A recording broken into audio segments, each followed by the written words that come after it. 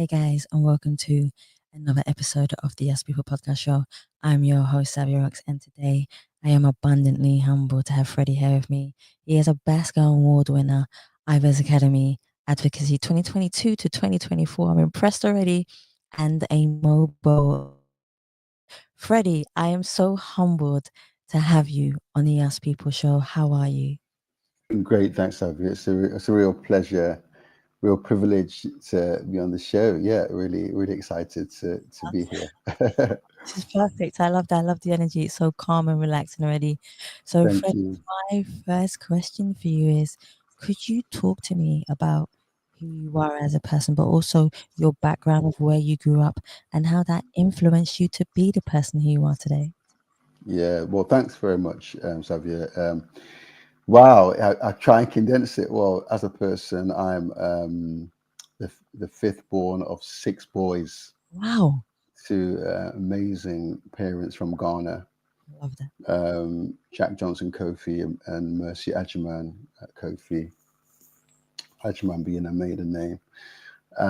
They both passed on. My mum passed, God bless her soul, 2017. My dad passed away quite early in 1997, 98 actually. And yeah, so we grew up in Nottingham. We were all born in Nottingham, grew up speaking Oh, both languages. Obviously, you can hear my British Nottingham accent. And Twi, that beautiful Ghanaian language. So we were blessed to actually have that all the way through. My mom insisted. I think I only spoke to my mom in English once. I think I tried it once and she gave oh, me a side eye. oh, I know the side eyes. Yep. She gave me the side eye because I think it was. I think I came home from school with a friend and I just said something in English. I didn't think about it, but it was almost like, "What are you doing?" So that was a great thing because like people ask me how do you communicate with your mom? I said always in Ghana until the dying day. It's fantastic heritage. And so, yes, and music was always part of us growing up. I didn't start playing an instrument until I left school. Okay. Um, and that's where it just took off. I was a mad fanatic football fan. But then, as I said, when I came to, when I left school, I just, I picked up a classical guitar. I didn't look back and I love started that. writing, releasing music. Yeah, just an incredible journey. In fact, my first recording came out in 1990. That's how, yeah, pre vinyl, pre CD. Yeah, and I miss those days. yeah, I'm telling you. And so you're talking about, um, yeah. Well, so that was my first EP, Searching for Love. That was actually supported, sponsored by the Prince's Trust. So it was unique in terms of being a gospel music artist, a contemporary, because my music is very acoustic driven. So it was very difficult for, well, the black community actually really embraced it as Freddie Hill sounds different kind of thing, but that's just what I just gravitated to, that soulful acoustic raw energy. And so around that time when the Princess Trust gave me that money, I think it's 2.5 grand I got in 1990. I was like, what, and yeah, I never looked back. I never looked back really. Went on to do a couple of albums. That's where my first album in '97 was the Mobo nominated one, Love Times Love. And Sweet. then I got a licensing deal with Word for my second album, Journey Destination Paradise. And I just caveat there to say, next year, 2025, is 25 years from the release of the album. Came out in 2000. And the significance of that is the song that was released 5 years before that, 5 years after that, Kiss, which is still Yes. online. That next year will be 20 years from the release of Kiss. So it's been an amazing journey. So there's going to be a lot of things around that journey. The irony being that the album's called Journey. Um, and yeah, I'm just really grateful that God has kept us this far. We've been married. Answers on a postcard. I've been married for 31 years. Whoa. 31 years. And we've got three children, 23, 20, and 16. Um, amazing kids. Oldest one being a drummer. My daughter is a fashion art designer. I love that. My youngest one is a elite basketball player. And so yeah, we're just really, really blessed. Leading worship, myself and my wife both lead worship. Um, I'm currently a worship minister at a place called St. Nick's, which is in Nottingham, Anglican Church in the centre of Nottingham. So I'm the worship minister there. So yeah, that's kind of the summary. There's lots of stuff in between that's happened, but that's kind of the journey and where we are at the moment. And it's been a journey. It's funny when people say to me, talk to me about, anniversaries and how long they've been married for. I see it as a celebration of life with two people together, as well as Yeah, their absolutely. family, but two people together. Because you go through different stages where you get silver, you get gold. You've passed that. You're on platinum. I'm sure you guys are on. I'm sure you guys are on platinum. So that's a phenomenal achievement, as well Thank you. as your music as well. Your music, you know, your music tells a story. And I always say to people in life, we go through different stages in our lives. We change Yeah, as absolutely. we evolve as people. We understand who we are.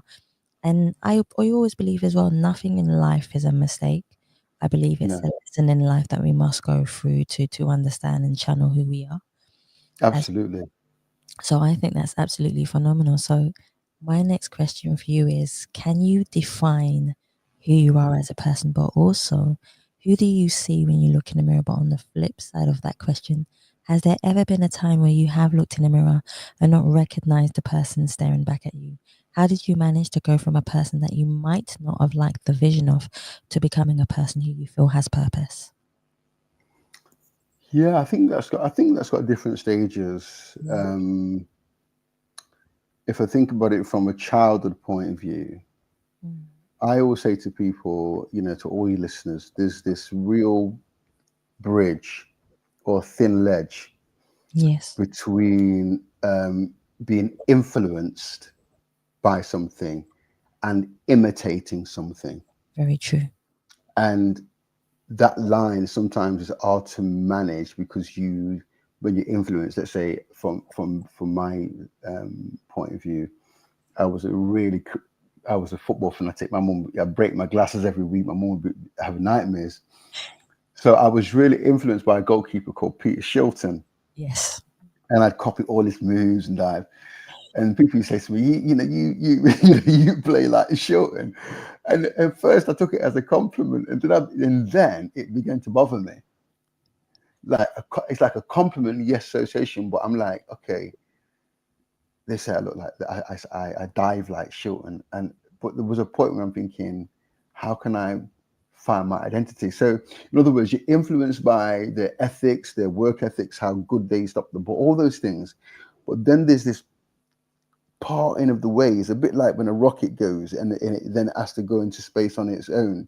Yes. And I think the mistake sometimes we make, and sometimes it's by default, not by design, Mhm. is we don't know when to detach from that influence, that I person who agree. influenced us. We like, no, if I'm not running like Usain, or if I'm not singing like Luther, then we don't recognize when it's that part of the ways, because they do carry you. These guys do carry you. You learn from them. You're inspired by them. You even watch how they do things, how they approach notes. But in that, there's that what you call that real dividing thin ledge of saying, right, where am I in this?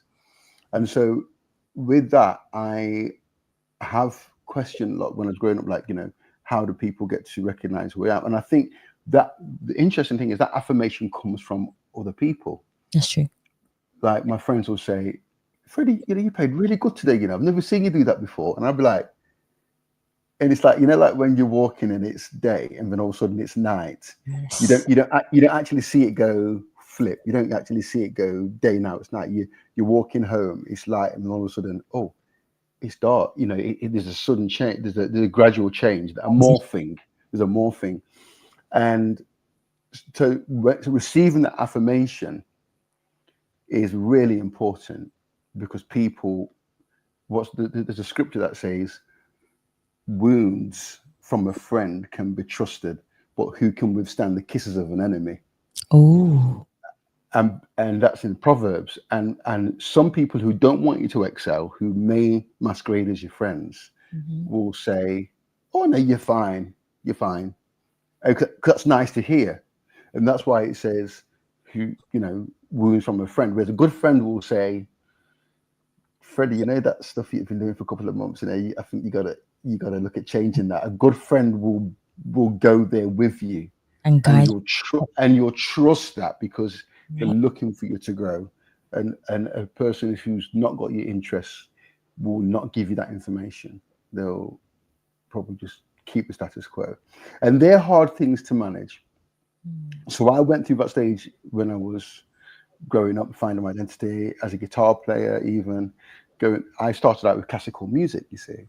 Yes. And so for me, I came from the football identity of finding myself, but then I came into the music element almost like with an immediate effect of being recognized as being different, to the point where people will go, um, "Oh, your music don't sound black." I'm like, "What do you actually mean?"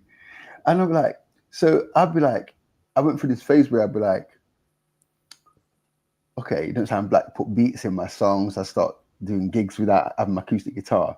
And the turning point was when, again, this is what I'm saying, people are so important. Me and my wife went to America in 1995. Yeah.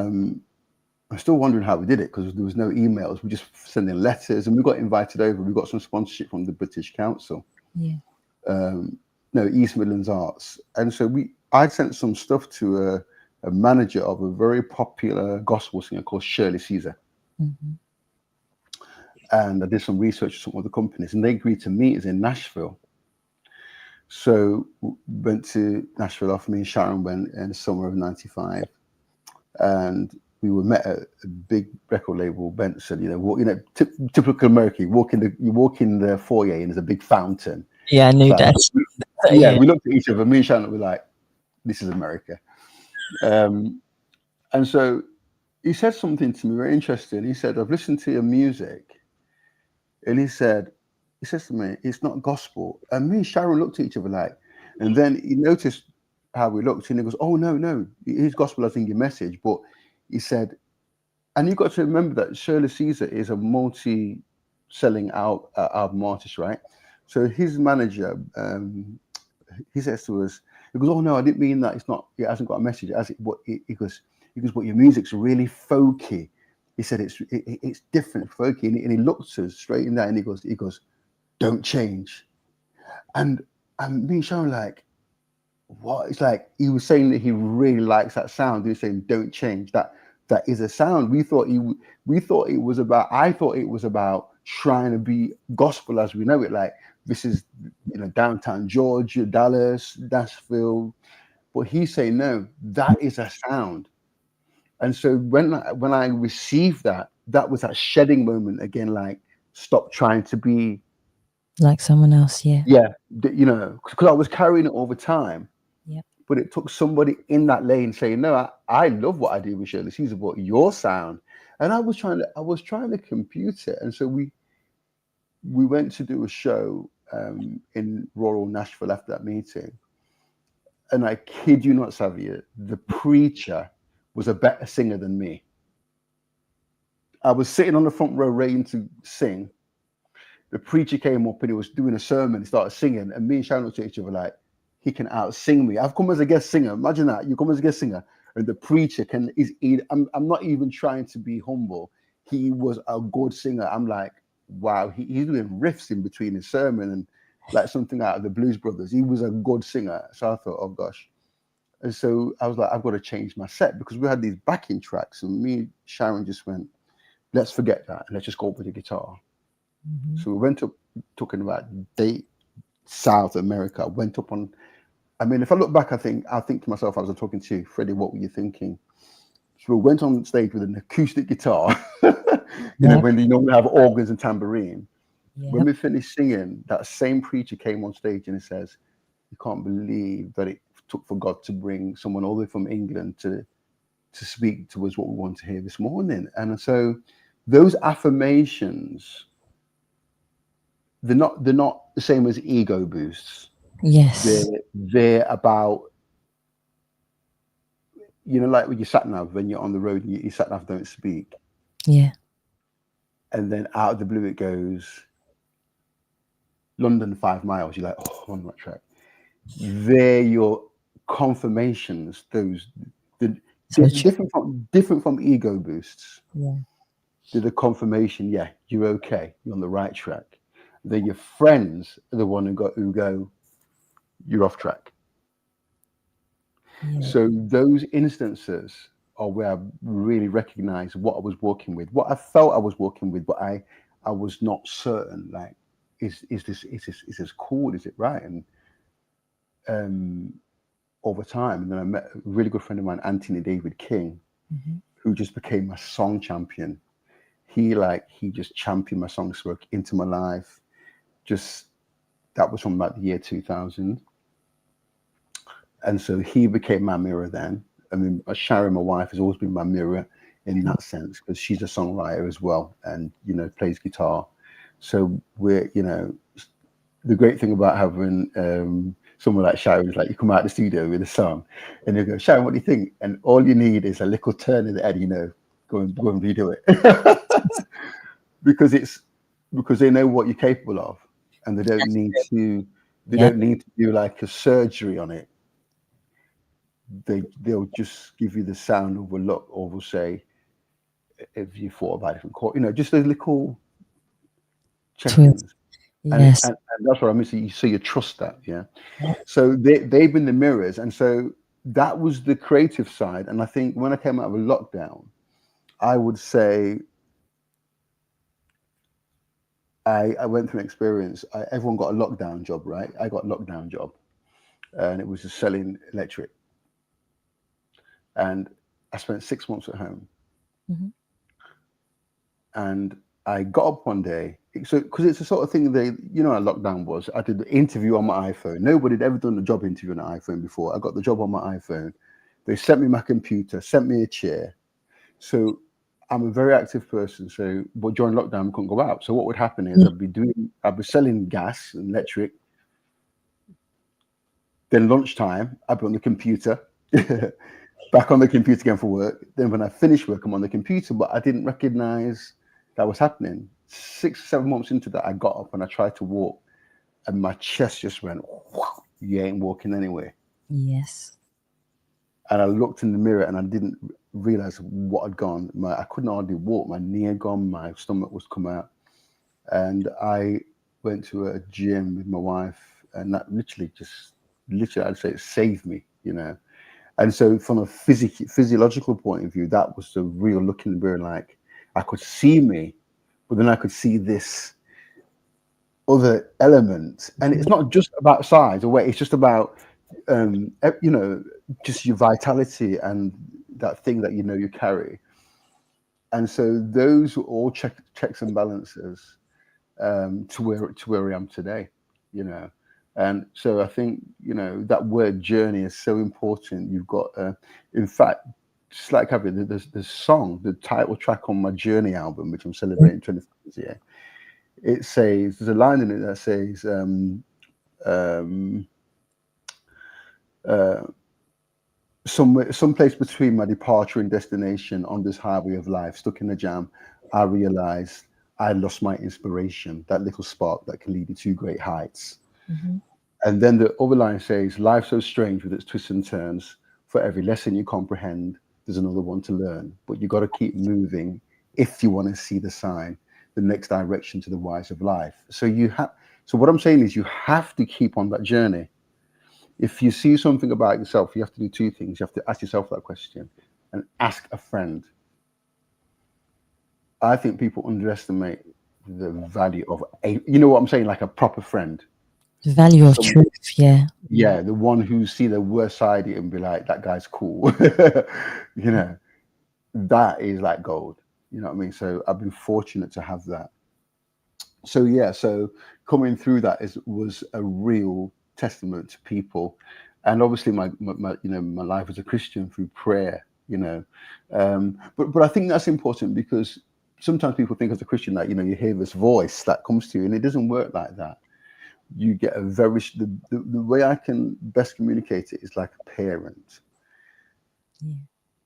If, I don't know, one of my friends come to the house or my daughter brings somebody, I have this sense, and it's not a voice. You have this strong sense that this is a good person, this is not a good person. And what 100%. I'm saying to you, that's how God speaks to you sometimes. And sometimes you do hear it in your prayer, but you, my education at the moment to people is to say, remember, very important to remember that God can do all things, but God's first language isn't English. We speak English. God speaks in visions and dreams Mm. and through people. Yes, he does speak his language, but he speaks through visions and dreams and signs and wonders. So you have to pay attention to everything that's going on.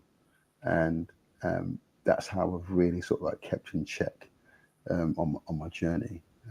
Yeah, it's kind of an umbrella statement I there. love because basically what you've done is you've had a bird's eye view. Some people can do this. Some people can have this magical moment where they can have a bird's eye view of themselves and see themselves in the vision while everything is happening. It's kind of Yeah, like living your life in a live view. And yeah, whoa, I was like, okay, whoa, I can see me doing that, but why am I doing that? yeah, yeah, What do I need yeah. to learn because I am doing this? And like you say, you have a friend who will be like, no, Freddie, don't do it that way. Or maybe you should do it this way, or understand the reason why you're doing so. So I understand it. And it is having those good friends around you, because friends can come in many manipulative forms. Oh, Believe me. yeah, Believe me, they can. But if yeah, you have this spiritual understanding of yourself, or you're going through the journey as everyone does, you'll soon start to understand the value of your self worth and the self yeah. worth of others as well. And criticism is not a bad thing. I remember being very young, and my friend was talking to me about music.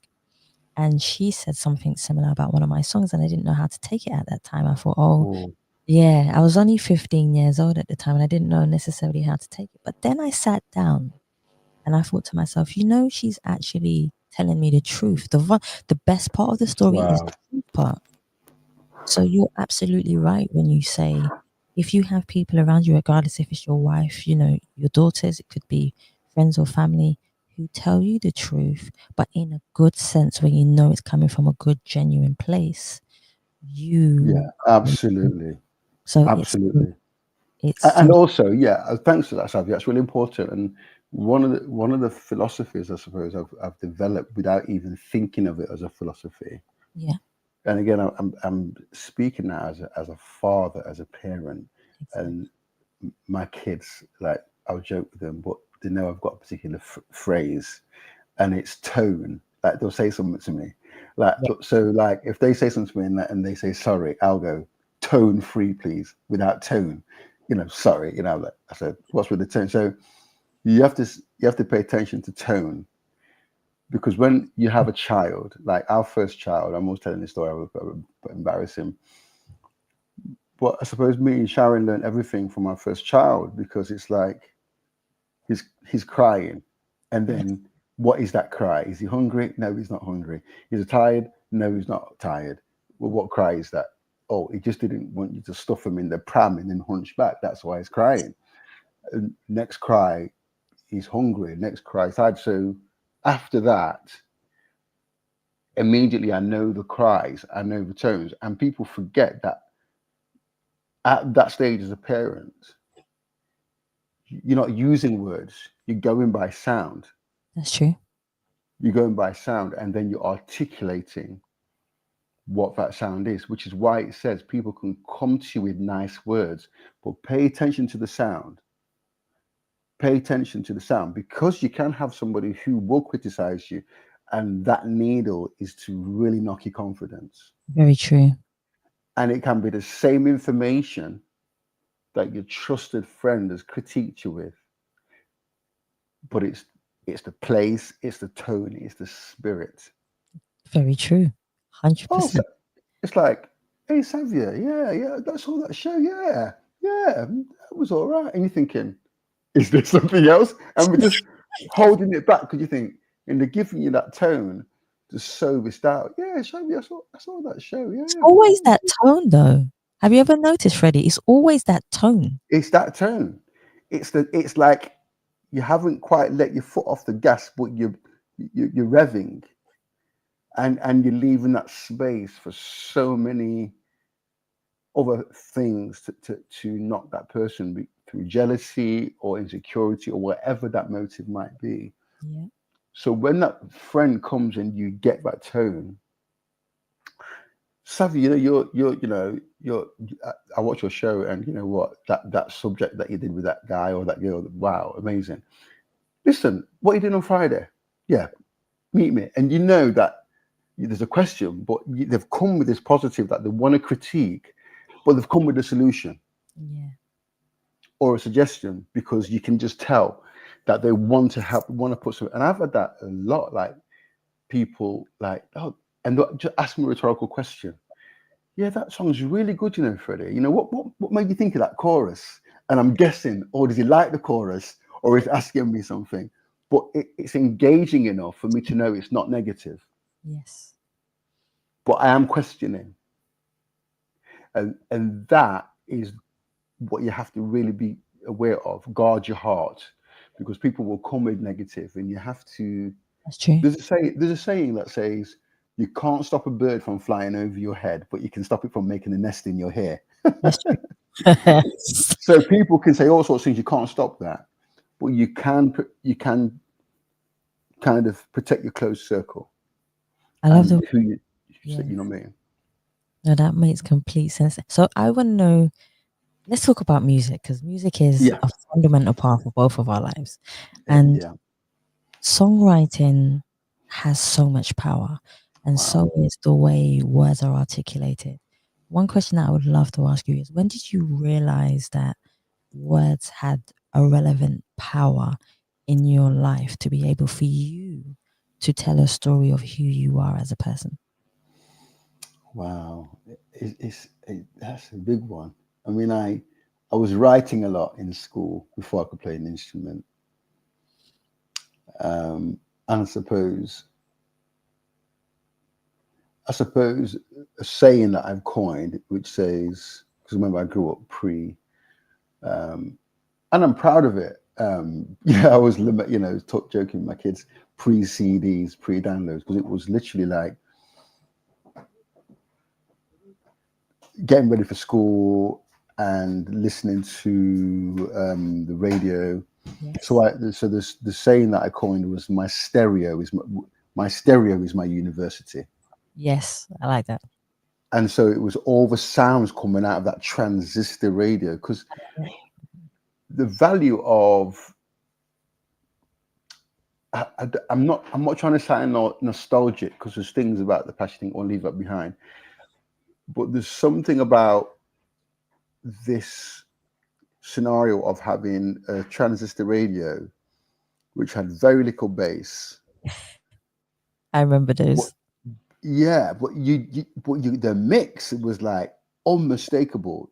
Um, Earth and Fire, Stevie Wonder, all those people, and like you could hear everything, and you'd hear lyrics just coming at you, and you'd go out the house singing them. And I suppose, thinking about it retrospectively, it was the immediacy of listening to something and then skipping out the house, singing it, repeating it, skipping out, repeating it having an effect on the way you feel. Going to the shop, skipping down the road. Freddie, go to the shop. You skip to the shop with a tune. I'd always go with a tune, always a tune. There had to be a tune, like. And I suppose that's where I realized it was like a real. There was this thing happening between my ability to play an instrument, because I didn't play an instrument until I left school, and what I was hearing. So I was hearing chords and obviously lyrics. I was writing lyrics, but I didn't have the music knowledge. So by the time I picked up an instrument at 16 years old, I was a retrospective learner. So it took me, in the space of a year, I'd learned 70 songs, See, because I wasn't thinking about it as I've got to learn these songs.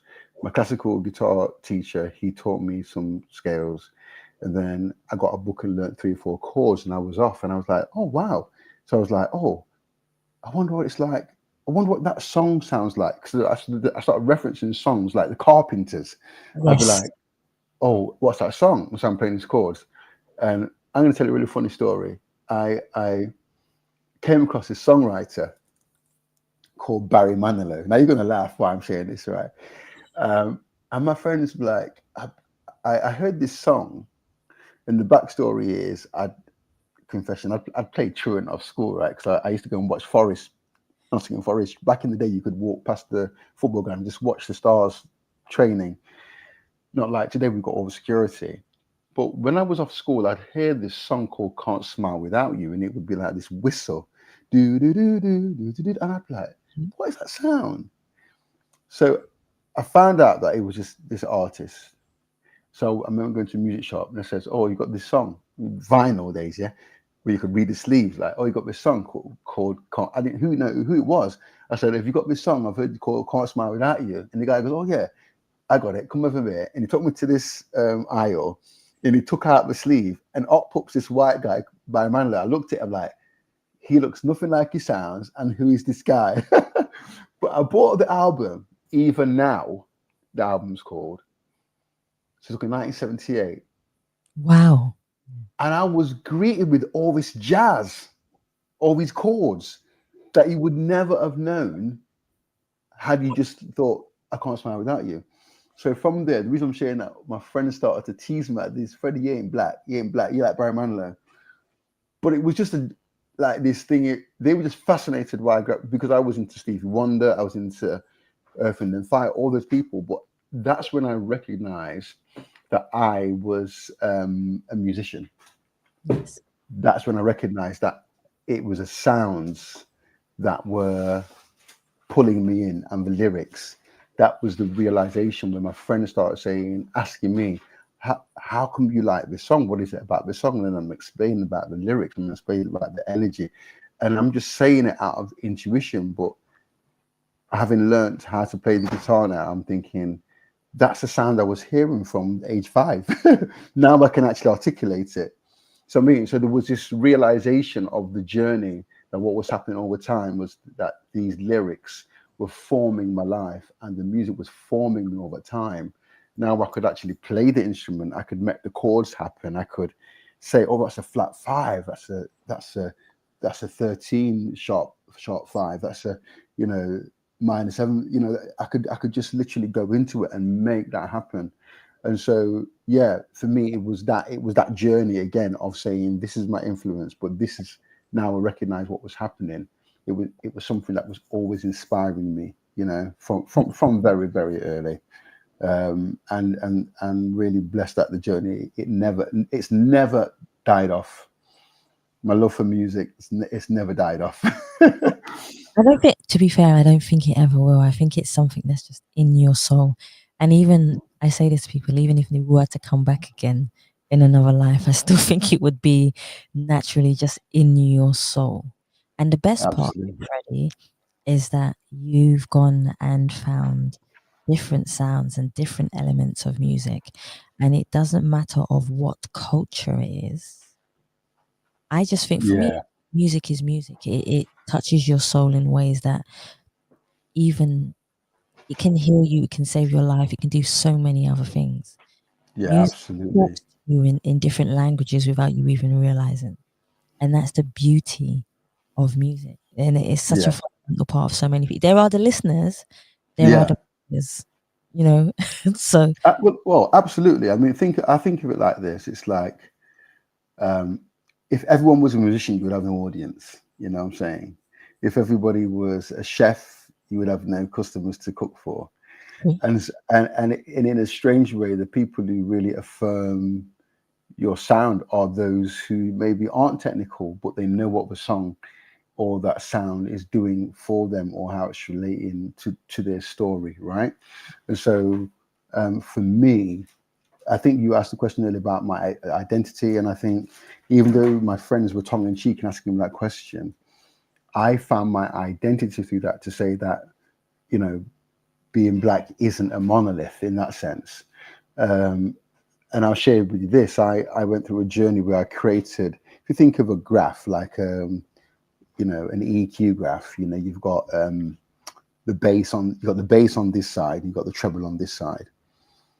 And if you look at think about black music and think of the depth of black music. So if you think on the bass side, you might have like the Fugees, or, those types, that sort of genre. Then if you come into the middle, you have Sly and the Family Stone.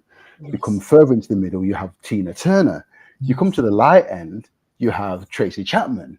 You have Labi Siffre. And look how wide already black music is. And I've not even named, not even a tenth of black artists. And so if you go from the Fugees to Sly to Tina to Tracy, that alone is like, oh my goodness. I haven't even mentioned Luther. I haven't even mentioned the history of black music. I haven't even mentioned Stevie. So the actual range, the sheer range. I haven't even mentioned the Winans. I haven't even mentioned Richard Smallwood, classical choral black music. Yeah. Need I go on? That was what I began to own. Like in that graph, where does Freddie Kofi fit in? Is he at this end, that end? But authentically black, and I can produce any sound that God has put in me. And that's the thing of power of authenticity, that you really tune into what God's purpose is for you and communicate it that way. Yeah, I love that. Even my cat came in to listen as well. He's like, who's that talking? He's like, yeah, I want to listen too. So I felt okay. One of the things I always say to people is life starts with a chance, and someone giving us that chance, even if we give that chance to ourselves. Who do you believe, Freddie, has given you a chance in life for you to be authentically you? Yeah, that's an easy question for me. I love that. My mum. Hey, mommy. Yeah, I mean, wow. I mean, she really believed in all her kids. Like, I mean, genuinely, like. But my dad, in another sense, because here's the thing. My dad, Jack Johnson Kofi, Gold Coast boxing champion, middleweight, comes to England in 1954 with just a boarding pass. I mean, my brother Tony, by the way, shout out to my brother Tony, award-winning saxophone player Tony Kofi. So Tony sent me a picture of my dad's boarding pass when he came from Ghana. So when I think of it this way, he's one who lit what's in me. My mum was the one who stoked what was in me. Oh, I like that. Yeah. So when I saw the boarding pass, you got to think of it, a guy coming from West Africa. And I always say this because we are really kind of sport in one way, because I'm saying, just think pre-Google. He ain't Googling England. He's seeing it on a black and white set in West Africa, but he's got a vision to get here. No kids, nothing. Comes to England, 6 kids, 17 grandchildren later. That's vision. And so he was a quiet, what you call, calming. I like confident guy, but he's calming. I like that. Great smile, but just nice and calming, confident stature. My mum was small and dynamic, and you can do, you know what I mean? And she make things happen. You know, my friends would come around, she'd always have food on. Come on, oh, Errol, come and have something to eat. And I'm like, man, I want to relax. And she's inviting my friends in. I'm like, no, mum, she's inviting them. And so, yeah, he lit the inspiration, and my mum stoked that fire to really say, you know, you're Freddie. You're Quaker. I'm a Quaker, honestly born. Yes. Quaker Sapon. So that confidence and that affirmation of being is really, really genuinely from them. Like I said, many people along the way, including my wife Sharon, and we've got our story, which is a very inspiring story as well. But when you talk about getting to where I am and forming me as a man, and my mum really raising 6 boys, um, and also I have to put in there 7 boys because my oldest brother died before I was born. Oh, wow. So she actually has 7 boys. Um, but yeah, definitely I have to give that to both parents really. But my mum was the kind of day to day, and when we'd get in trouble, my dad would have confidence. And here's the thing, and not to digress, but when my dad would say to Tony, who was sometimes picked on at school, who was very tough. Tony was he used to make toast for me. He's like, he's a year and a half older than me. We're the closest, and he'd make me toast and look after me. Um, and my dad would just say, "Go and sort out." And isn't it interesting? With my dad giving that directive, it never came into my mind or our mind or Tony's mind that when he said go and sort out that bully, and this all about a tone, yeah, it Yeah. it never translated as go and get the knife. See? it Yeah. never it never translated as go and get the knife and sort it out. It didn't translate that. It translated as stand in that yard when that person's coming for you and let them know that this is your space and you're not moving for anybody, and it has to be a confrontation. And I suppose learning in that sort of environment, yeah, those two really kind of helped me to find that space and not use fighting to resolve conflict, but music. Music and lyrics and sound and speech and talk and thought and conversation and argument. So that's my strength within the family. Everybody's got their own. I'm a debater, a writer, a poetic journalist, if you like, commentating on life. Yes. So yeah, that's me. That's actually a really nice way to actually think of things as well. The way that you said that when people just embrace who they are and articulate themselves in a different way, because we all have a different, like some people can be really angry, and that's the only way that they know how to show their feelings, Yeah, emotions, is through anger. And then you have some people who are really calm and say, you know what, I don't deal with you in this way. I'm not going to deal with you in this way. And they walk away. And sometimes people will say that walking away is being weak when actually it's a strength. It's one of the absolutely. best strengths to have is to be able to actually walk away from a situation. You say, you know what, I'm going to deal with this in a completely different manner. You're smiling because I can see that you've done it a few times. Well, it's not only that. That's why it's very interesting you should say that, because one of the songs, and again, this is give you a window into, like I said to you, Earth, Wind and Fire, Stevie, and then I covered Barry Manilow. Now I haven't touched on country ever. I haven't touched on country music. Oh, you haven't? So Kenny Rogers, Yes. There you go. Coward of the County. Yes. Promise me, son, not to do the things I've done. Walk away from trouble if you can. Now, it don't mean you're weak if you turn the other cheek. I hope you're old enough to understand. Son, you don't have to fight to be a man. No, I just recited that. I haven't said that in years, but I know it from like at school, like being 12. That's how That's you the know it power. has That's the power. power. Yeah. I think that one of the opening lines of the second verse when he's having a conflict is, um, that's it. His daddy called him Johnny.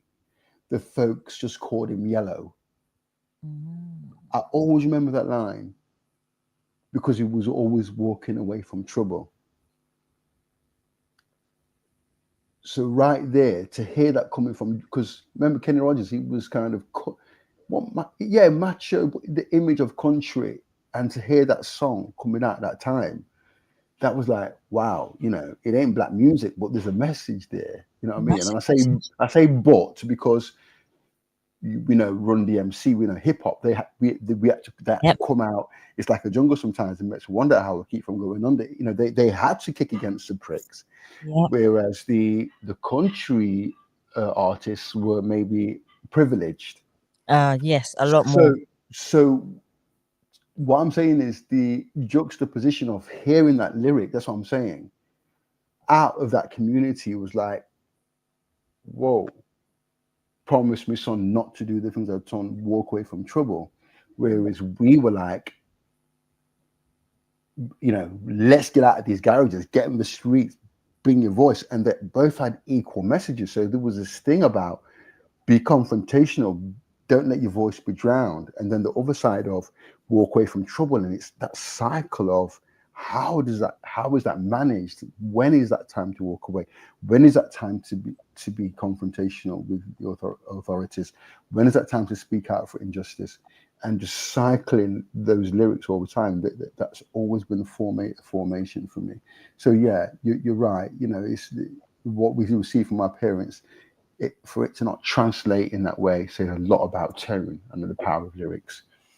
If I was to turn around and say to you, if there was one song that was a soundtrack of your life, I'm just really interested. What song would you choose and why? Wow, soundtrack of my life. Wow, that's a big one. Because I know you're going to put elements like composition, lyrics, arrangement, and I'm going to go deep into. You know what? It's again. There's two things: the lyrics and the sounds. Exactly. So, oh, it's interesting. You've heard Jeffrey Osborne. Yes. So this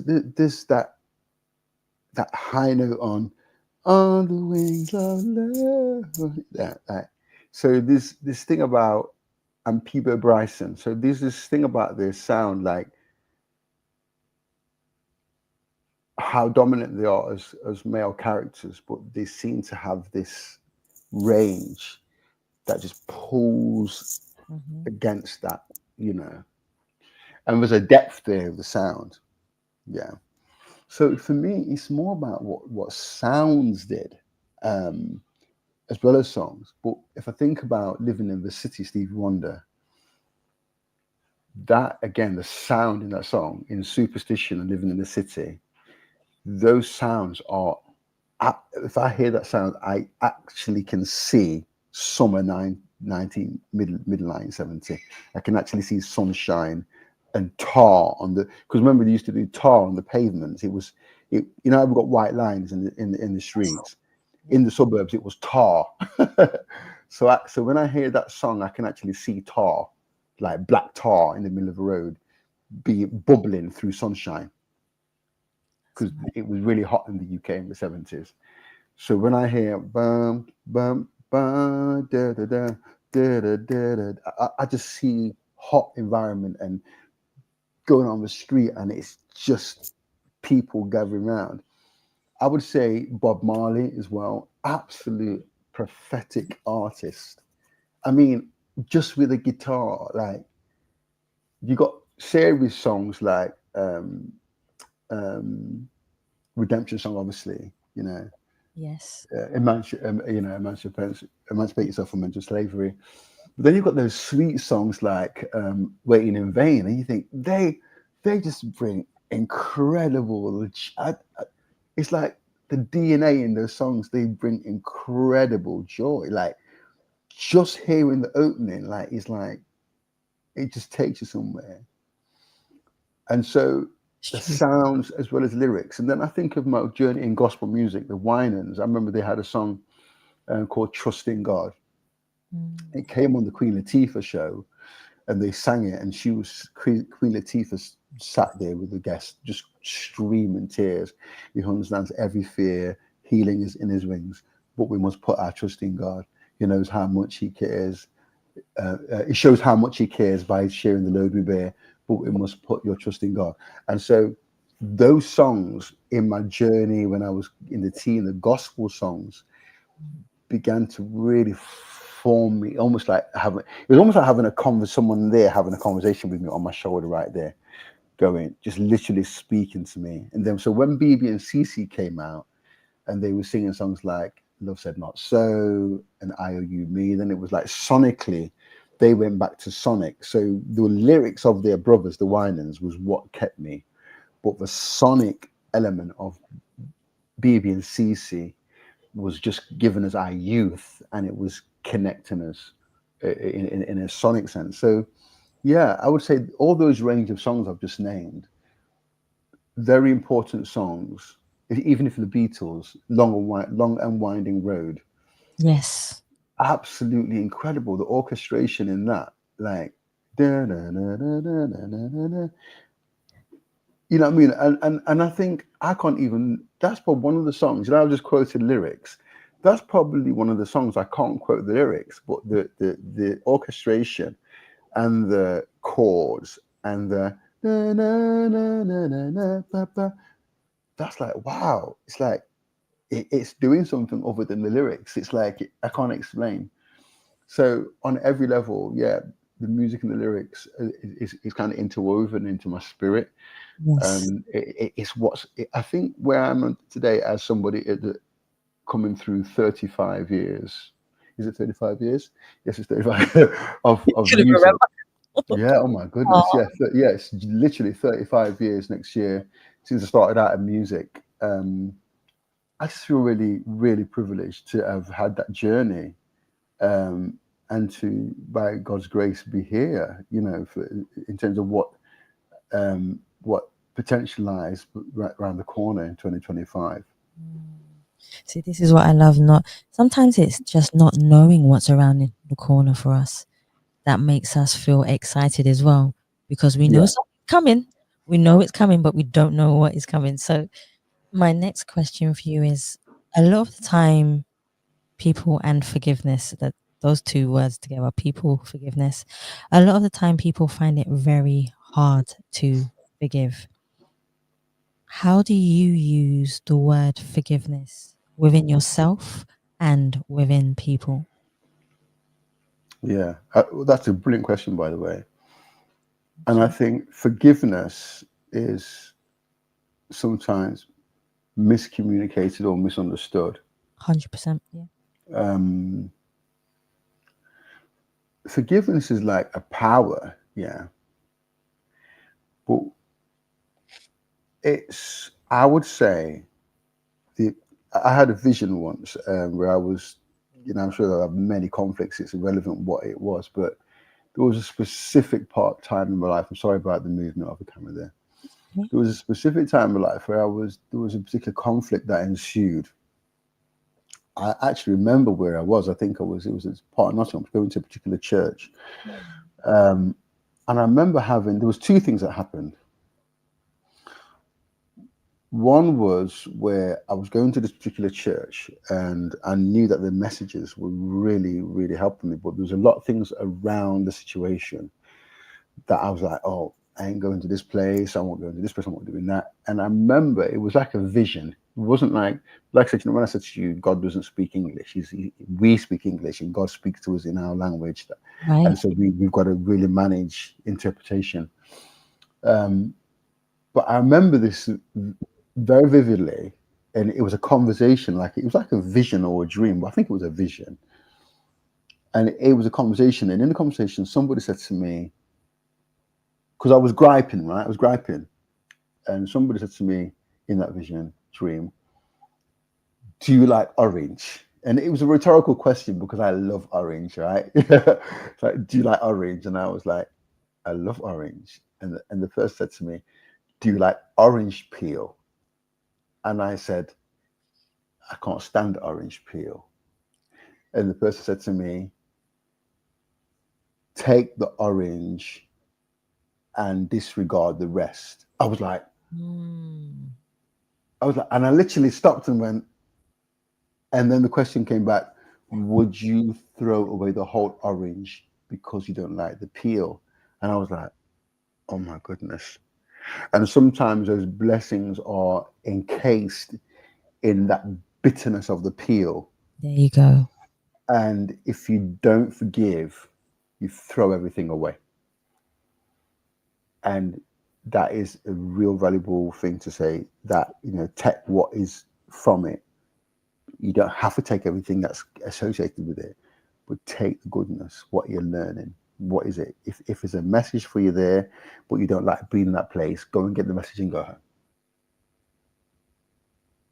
Yep. Yeah, If you're thinking the church ain't got no gospel music, well, the message is keeping you. Go and get the message and go and find some gospel tunes. Yes.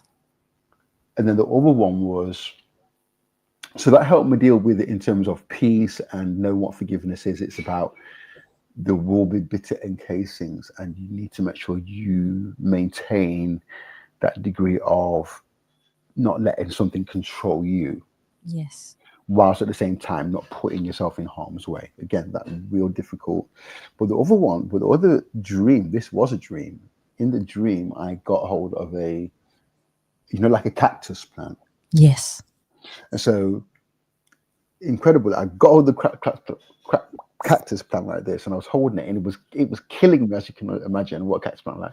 Yeah. And in the dream, the person said, "Let go of the cactus plant." I wouldn't let go, and he said, "Let go of it." I said, "I let go of the cactus plant." Now, then the person said, "Does it hurt?" I said, "No, not now." And then and that person said, "Well, it doesn't hurt now, but the cactus plant is still the same. It's not hurting because you've let it go, There you go. Yes. but it's still sharp." So that's what forgiveness is. It's letting go with the realization that that thing is dangerous. And I share those dreams because people teach forgiveness wrong, like, oh well, it's larded. It's not larded art. It's a realization that you let something go, Yes. knowing that it's harmful, but not allowing you to hold on to the cactus. You hold on to the cactus knowing it's gonna be killing you all day long. And the question is, why are you holding on to the cactus? The cactus ain't gonna change, but you've got the power to let it go. So whether you hold it, whether you let it go, it's going to be a cactus today. It's going to be a cactus tomorrow. That's so true. Sometimes it comes down to stubbornness and pride, and that's what you talk about ego before. All Yeah, these things play a yeah. huge part And, of it. and the other thing, the last thing I'd say, and it's a terrible subject. So I'm very reticent to use it, but because I've got a daughter, and actually I've been married to Sharon for blessed amount of time. I think that respectfully, thinking about my mom and thinking about women, Mm. experiences are very interesting because you can forgive as well, Mm. but sometimes that don't erase. And we've heard in the news about rape victims and stuff like that, yeah. Yeah. And so it, I've heard some testimonies on the news where women are like, I forgive that person, but then they'll tell the story, and you think, well, there's an experience there still.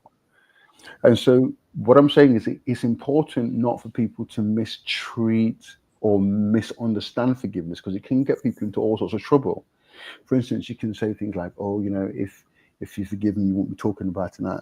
No, that's a story. Because I'm telling the story doesn't mean I've got unforgiveness. I'm telling the story. I'm telling her how somebody came into my house and literally took my last shoes or my. I'm telling you the story what happened. Mm. Yeah. Do I forgive that person? Yeah. I wouldn't let him back in, but I'm not holding on to that. And so you're telling the story of how you found it in you Yes. to have forgiveness, and hence the saying, people want the glory without the story. Yeah. Yeah. People want to be lifting up the FA Cup and the European Cup, but they're not telling you that the team was battering them for 80 minutes.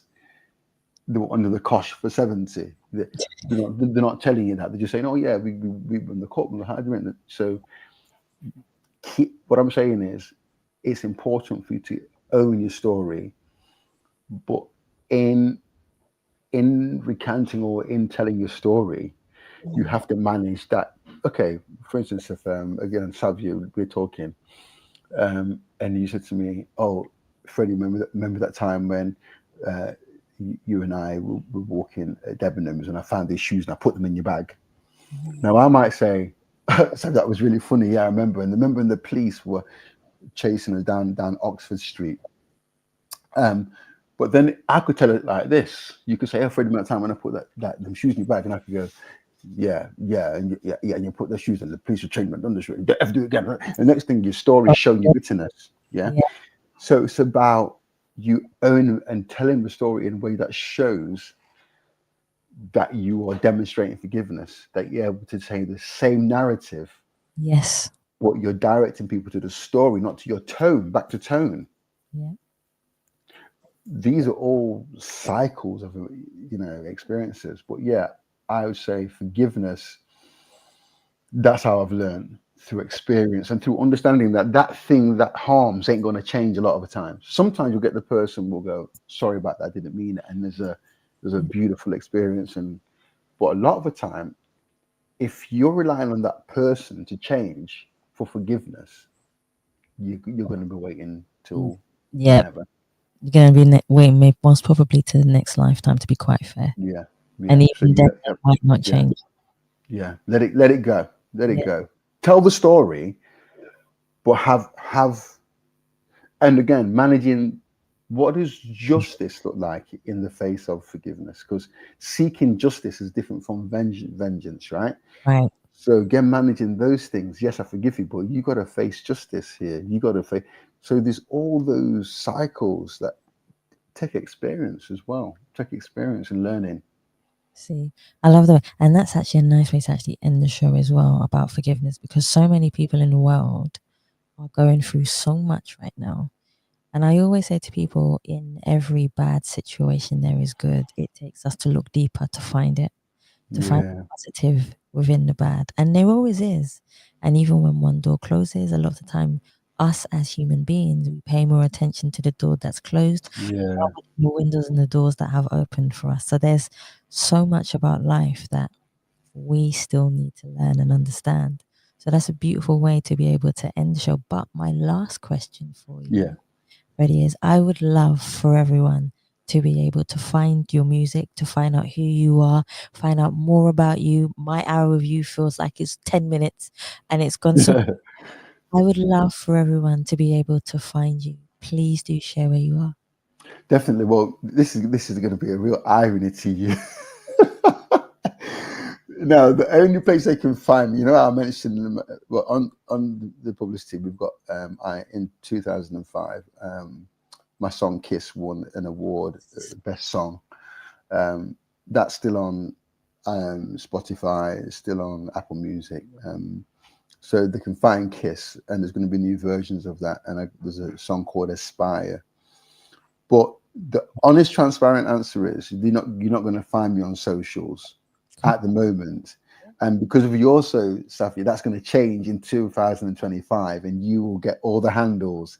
The reason why is like, what I leave you with is this. Mm, We've been talking philosophically and spiritually tonight, yes. and these last years have been seasons in the soil Yes. where things have been happening, but on the outside, people, because of the culture, and people think things aren't happening. So what I'm going to be doing is making sure that you, by God's grace, get for be among the first to announce the new things that are happening in 2025. There's I going to love be some amazing things to do with music and new songs, and I'll share them with you. And it's connected with the 2 years I spent as a board director and a senator at the Ivors Academy, amazing organization. And I've received some great education at board level, decision making level. Got to experience some great leadership qualities and made some great friends there. So shout out to Roberto Nera, Ayanna Witter Johnson, and Orphy Robinson, who championed me to be on there, as well as Tom Gray, who championed me to be a board director and a senator through the Advocacy Accelerator program at the Ivors, which yes. was about creating diversity at board level. And I can honestly say it wasn't just a token thing. It wasn't like, let's make the board equal. It was literally like, let's make changes.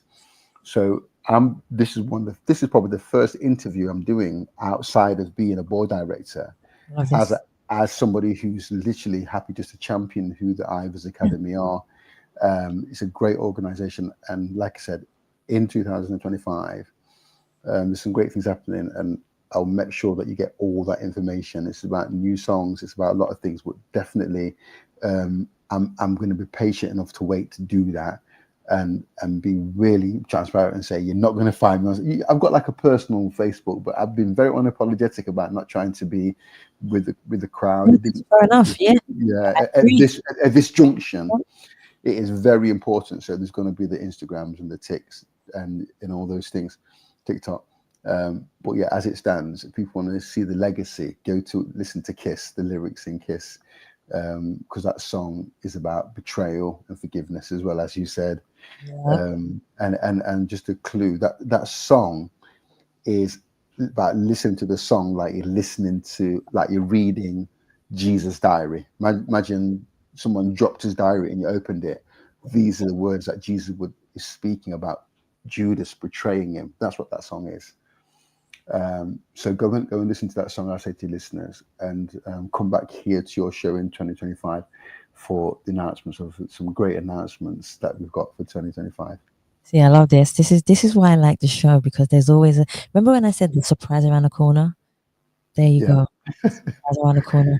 And as they say, you always look at the root, not just the flower. Yeah, so true. That's powerful, and again, I really want to thank you for just this opportunity, and I think it's a great opportunity to talk on a deeper level about what propels, what inspires, and what touches people. Can I just share one very, very quick thing? Go for it. And that is about music. There's a story in the scriptures about the woman at the well, and the woman at the well, Jesus comes to the well, and what I'm really saying to the community around us is that as a gospel music artist and a songwriter, is we want to be having a conversation at the well. And what was the well? Jesus went to the well. There was a woman who's different culture from him. In that culture, it's bad enough that a man's speaking to a woman, but it was a Jewish man and a Samaritan woman. She'd been married 5 times. He asked her for a drink. People were like, what are you taking water from that woman for? And so you've got this thing where the Son of God is having a conversation.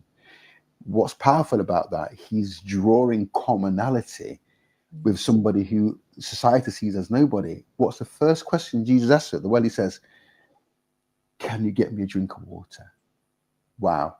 So my message is, let's get close to people who are hurting. Let's really be there. Let music touch people. Yeah. And the well is the intersection of culture, faith, and the lived experience. And let's do that. And let's be that. And that's my message. See, I love that. And this is where I say to you, Freddie, thank you so much for taking your time to come on the Ask People show, for showing your compassion, sharing your stories, telling us about your life, your experiences, but most of all, not being afraid to be authentically you. Thank you so much. Thank you so much. It's been a pleasure. Thank you so much. You're more than welcome. And guys, I want to thank you for listening and watching the Ask People podcast show. And please remember, you can subscribe and leave us a review on Facebook, Instagram, YouTube, and LinkedIn, guys. And this is where I say you can also watch us on Apple TV, Fire TV, Freeview Channel 271, YouTube, lcbntv.com.